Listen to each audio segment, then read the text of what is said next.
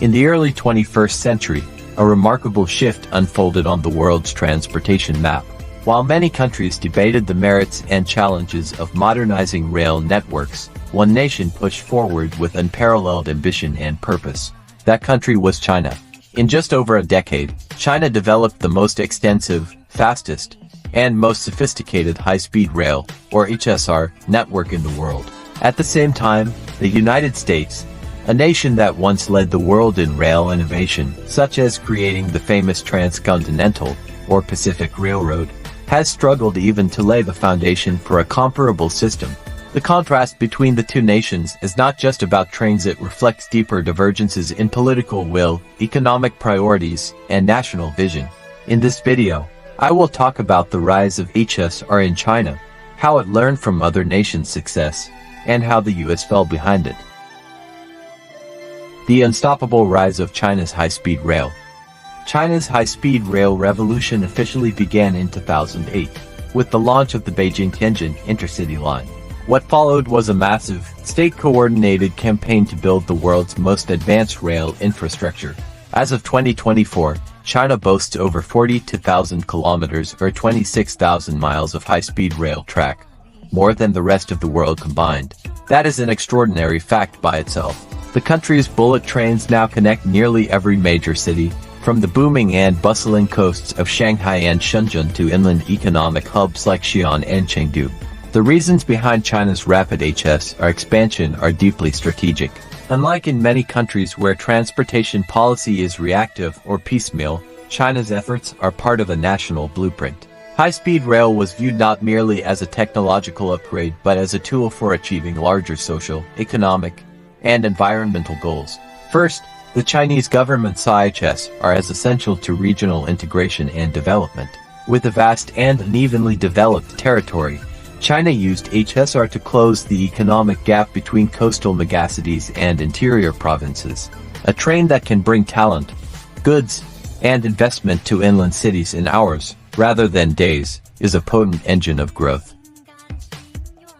A study conducted by the Paulson Institute in 2020 estimated HSR's net benefit to the Chinese economy as $378 billion, with a 6.5% return of investment. For a nation that plans in decades and not every 4 years, that's a very good deal. Second, the environmental impact was a major consideration. China, the world's largest emitter of greenhouse gases, has committed to peaking carbon emissions before 2030. High-speed rail, powered primarily by electricity and increasingly renewable energy, offers a much cleaner alternative to air and road travel. A 2019 report by the International Energy Agency noted that HSR emits less than one-third the CO per passenger kilometer compared to domestic flights. Third, the project has been a demonstration of national prowess. The HSR network showcases China's capability to innovate, engineer, and execute at scale.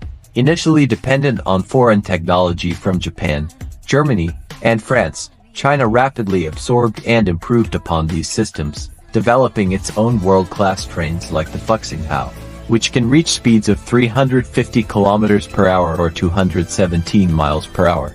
Now, China exports its rail technology globally, from Southeast Asia to Africa. The American dilemma. In stark contrast, the United States has no true high-speed rail system.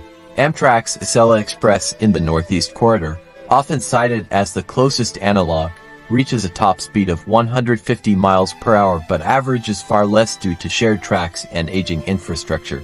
Attempts to build HSR, such as California's project from Los Angeles to San Francisco, have been delayed, scaled back, or underfunded for over a decade. Why has the US, with its technological and economic resources, failed to make HSR a reality? The answer lies in a mix of political fragmentation, private interests, and outdated priorities. Unlike China's centralized governance model, the US has a complex federal-state system where infrastructure projects often become bogged down in competing jurisdictions. Building high-speed rail requires years of coordination across state lines, environmental reviews, and land acquisition, each an opportunity for opposition or delay. Funding is another major hurdle. While China invested over $1 trillion in rail and urban transit between 2008 and 2020, the U.S. government continues to prioritize highways and aviation.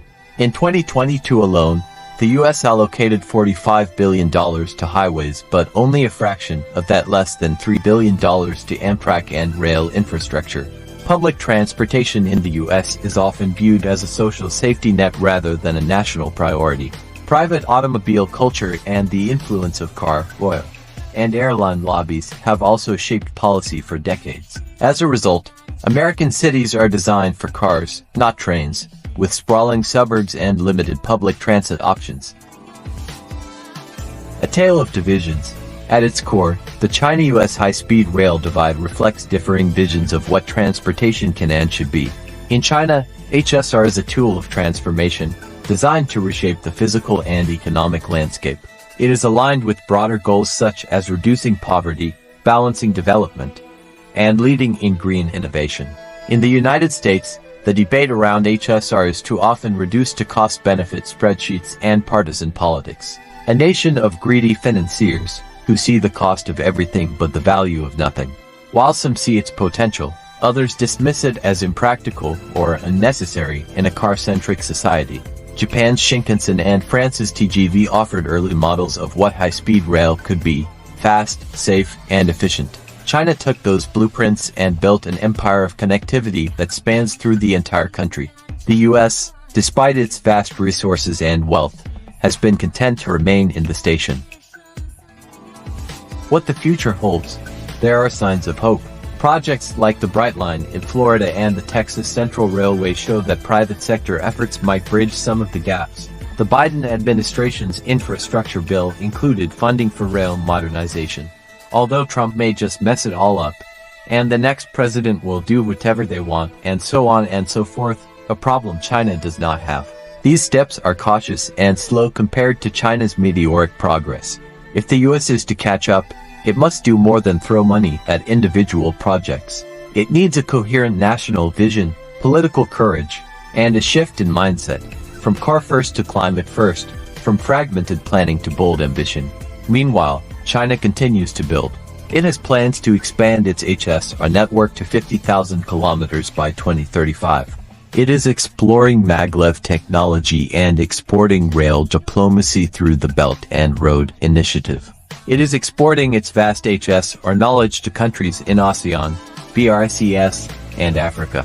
In the global race for sustainable, modern transport, China is not only ahead, it's laying the tracks for the future. Conclusion. The story of high-speed rail is more than a tale of trains and steel. It is about vision, values, priorities, and the will to build. China saw what was possible and made it real.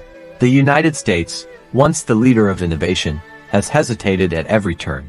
Just imagine a world where the sprawling flatlands of the Midwest are all connected by HSR. In the age of climate change, urbanization, and global competition, the question is not whether high-speed rail is worth it, but whether they can afford not to pursue it.